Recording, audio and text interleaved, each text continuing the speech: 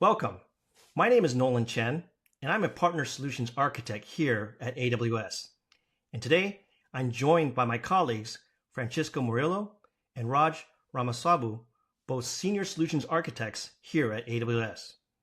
And today, we're excited to talk to you about building real-time Gen AI pipelines with Apache Pinot and AWS. So here's our agenda for today. We'll start with an intro on real-time AI pipelines. We'll then talk about vector indexes for Apache Pinot and the methods used for searching for vectors.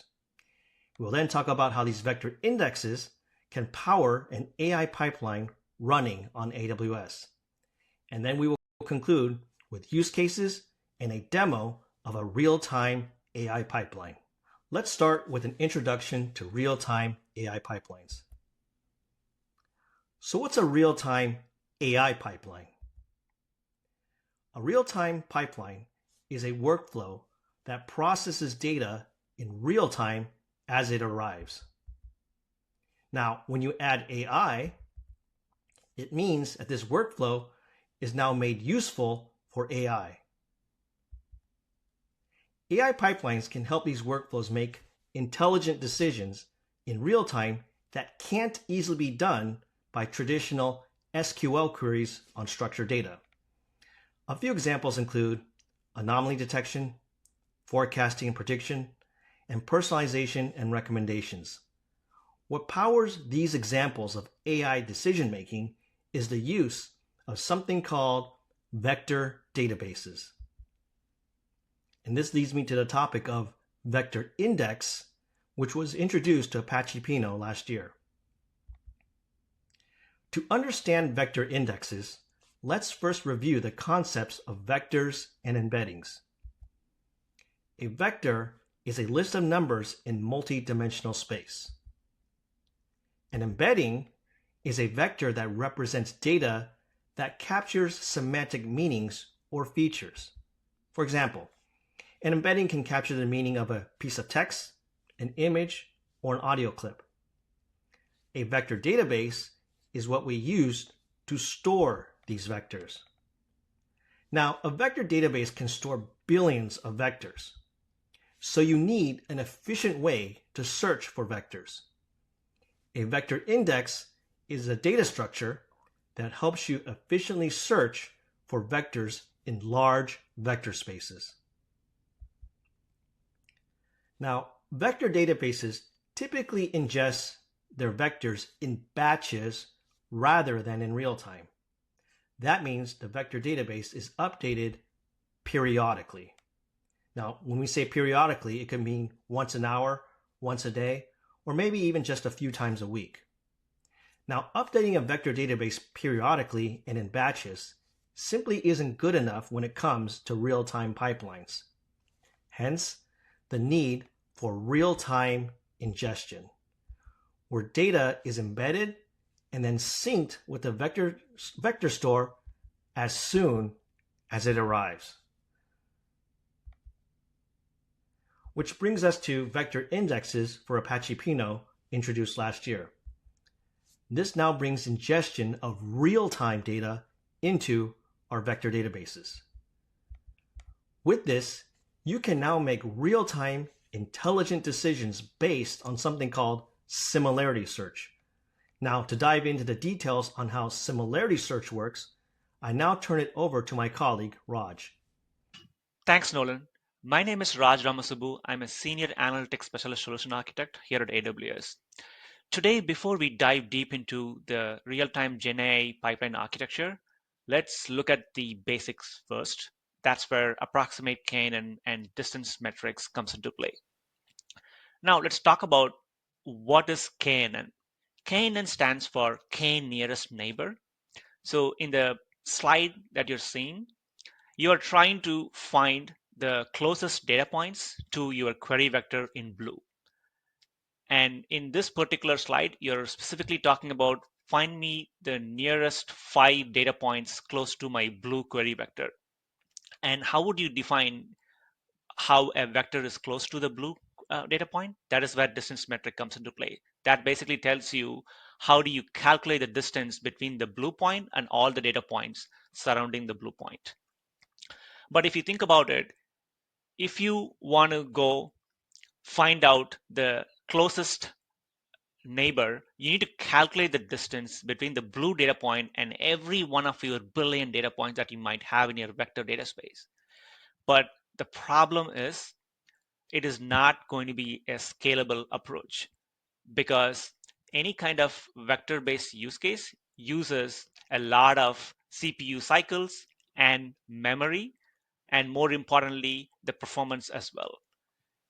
If you try to use exactKNN, which is if you try to calculate the distance between your query vector and all your billion vectors, it will incur a lot of latency, it will incur a lot of CPU cycles and memory, and it is not a scalable architecture. That is why we have to use similarity search that is built on top of ANN. ANN stands for approximate nearest neighbor. So what you do with similarity search using ANN is you try to find the closest vector based on approximation. Now, what do I mean by that? Apache Pinot uses a graph-based algorithm called hierarchical navigable small world, HNSW, and this is using approximate nearest neighbor, which basically trades the exact accuracy for speed. What does that mean? What we do with a graphical algorithm like HNSW is you construct a series of layers where you would start off at the topmost layer with very few data points that basically represents your query vectors, and then you zoom into the lower level until you find the closest data points next to your query vector. So that is how any graphical algorithm would work. And using this mechanism, you will be able to scale your vector use case in production environment. Now, earlier I talked about how do you even know whether a particular vector in a multidimensional space is close to your query vector. That is where distance metric comes into play. So Apache Pinot in particular, it supports 4 different distance metric. The first one is the Euclidean distance, otherwise called as L2 distance. Here you are trying to find a distance between point A and point B. It is a straight up distance between 2 data points. The next one is cosine distance, where you're trying to find the cosine of the angle between the vectors in your vector space. The third one that we offer as part of Apache Pinot is inner product, otherwise called as dot product, where you're trying to find the dot product of 2 different vectors. And the last one is L1 distance, otherwise called as Manhattan distance. It is basically the distance a taxi would traverse to go from point A to point B in a city like Manhattan. So these are the 4 different distance metrics that Apache Pinot offers. Depending on your business use case, you can pick one out of these 4 distance metrics. Now, let's talk about the key aspect of today's presentation, which is the GenAI pipeline architecture. Before we dive deep, let's talk about why do we even need streaming data with GenAI. If you think about it, all the foundational models that you have available in the open source community and the market, it is all based on it is trained on a public corpus of data, which is more of static in nature. But the issue is when you try to use a GenAI pipeline for different business use cases, you need access to the latest data. So that is the reason why you want to pair streaming data with generative AI so that you can provide the right semantic context in near real time to your GenAI foundation model. So that way, when your customers need a response, you will be able to use a GenAI model in conjunction with the streaming data. Now, let's talk about a very high level ingestion and search architecture of the GenAI pipeline. So when you think about it, you are getting data in a near real time with the streaming service like Kinesis Data Stream or MSK. So what you do is you get the data, you break it down into smaller chunks, and then you store the data in the vector database. So this is on the ingestion side. On the search side, when your customers try to send a query, what you do is you convert the query into numerical representation, and then you would go and search your vector database to find the closest data points, and then you would get the response you will send the response to another GenAI model that basically formats the output, and then you send the response, final response to the customer. So that is how it works at a very high level. And when you think about it, there are many use cases that you can use for this using this GenAI based AI pipeline. The very first popular use case is real-time semantic search. If you have a product catalog, what you can do is you can convert the documents that represents the product catalog into embeddings, and you store it and enable the similarity search.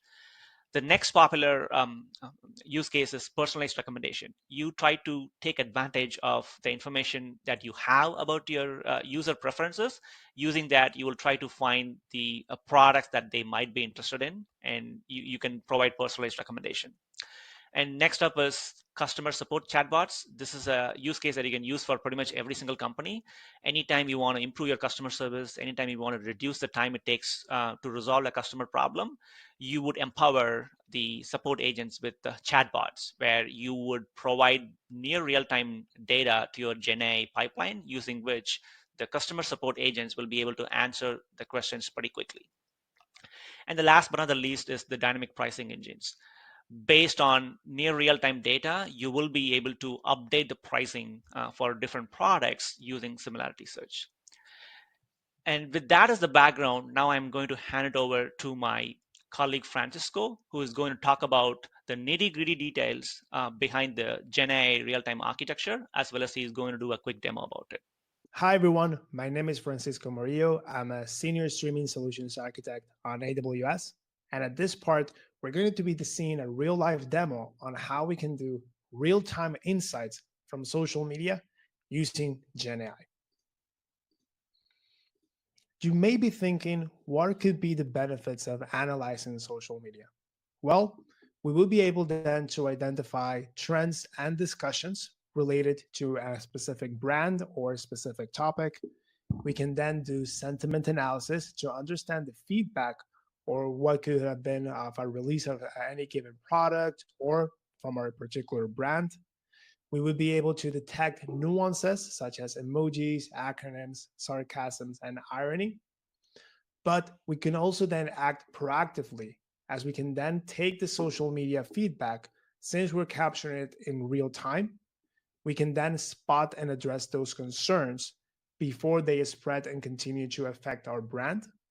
We can use all of this data to further enhance our product development and use this information to do better targeted customer segments in order then to improve our sales. So now let's move into the technical architecture on how we can then build this demo. So here, in this particular scenario, we're going to be capturing data from a Reddit feed. As we know, Reddit can be used in order for where users can then create subthreads, ask questions, and get the feedback from the community. And we'll be ingesting all of those comments and title threads through a front-end application, which will feed it into our managed service for Apache Kafka or Amazon MSK, which will then act as our streaming storage as we're capturing all of this real-time data. From here, we will leverage a managed Apache Flink application, which will be in charge of generating and doing the stream processing. So the Apache Flink application will process the messages that we're storing into Amazon MSK. It will clean the data, so we'll filter out all of those messages that may not contain that much information or relevant information. We'll do the duplication in case if there's any given duplicates within the streaming storage. We don't want to file up and have that affect our GenAI application. And the last step, which would be the most important one, is that from Apache Flink, we will invoke an embedding model that is hosted in Amazon Bedrock. We will call Amazon's Titan embedding model, which will turn all of these comments into vector representations or numbers. And we will then be sending all of those vectors along with some additional metadata into a new Amazon MSK topic. From here, we will leverage the Apache Pinot's real-time tables, which can then pull the data from a given topic and feed it in real time into its database. This will then be providing that real-time integration from social media into Apache Pinot as our RAG database. Next, on the right side, we will have our user application where we will be able to make questions and get responses based on what we're storing in Apache Pinot. The way that this will work is whenever we invoke a question, that question will be then sent, or it will invoke an AWS Lambda function that by using LangChain, we'll manage the orchestration on how we then embed that question using the same model that we use in order to embed the comments. So we'll transform that question into a numerical representation, and we'll do a similarity search on top of Apache Pinot with that embedded question. With that similarity search, we'll be able to retrieve the closest vectors that are relevant to our question. And with that captured information, our AWS Lambda function will be able then to build what will be our final prompt. With this final prompt, what we'll be then sending to our last GenAI model that will respond to the question, we'll have the original question, some guidelines on how we want to answer, and the relevant comments that we have retrieved from the database in order then to do one final invocation to Amazon Bedrock. This time we'll be calling Anthropic's Claude Sonnet 3.7 model. And with this final prompt, it will be able to provide us the answer to our question. So let's see how this will look. Here we have our front end, and we're going to be pulling data from the AWS Reddit thread. As we can see, there's some comments, some sub-threads specific to, I don't want to use my AWS access key, along others. And we can see that we have plenty of comments where the community is constantly answering. We then have our Apache Flink application, which will be pulling those comments from Amazon MSK, doing our deduplication and invoking Bedrock to generate the embeddings. And here we have our real-time table that, as we can see, it's empty at this time. And we can also then see that our Apache Flink application has not processed any messages. But let's go into our Reddit embeddings table. We can see that we have some additional metadata, such as the subreddit, the post, and we then have our embedding. And in order to use the vector index, we need to add this additional configuration to the table config. So as we then saw, let's make a question on what do you know about AWS? We'll make the question, and we can then see that the actual LLM is not really able to provide us an answer because we are missing the context in the database in order for it to provide a response. So once we then enter AWS and we start pulling messages and it will write it to Amazon MSK, we can then see in the Apache Flink UI how those messages have already been processed, and we can then see them that are being ingested into Apache Pinot. We can see the vector representation of the comments with the original post, and again, some additional metadata from which subreddit thread it was taken from. And now if we then make another question, other messages regarding AWS, we can now see that it's able to provide us that answer based on real-time information that we are continuously pulling and writing into our Apache Pinot table. Not only that, let's just do our first question. What do you know now about AWS? Well, he now is able to capture and give us some summary of what AWS is, and also talk about what discussions are happening around this topic, such as AWS certifications. So we can continue to dive further, and we can then see or ask, what are people talking about the AWS certifications? And based on the context, it talks about people that have transitioned to a systems engineer roles and how they're being able to use those certificates. Other people just talking about how they were able to go into their field or which certification they will be able to recommend. And also this demo, again, as it's being built by pulling the data from Reddit, the same architecture pattern can be used for other real-time data or other social media feeds, but it shows on how, by leveraging Apache Pinot, we can provide that real-time context to our GenAI applications to whenever we want to invoke them or make a question.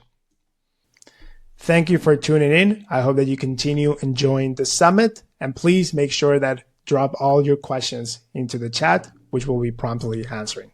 Thank you.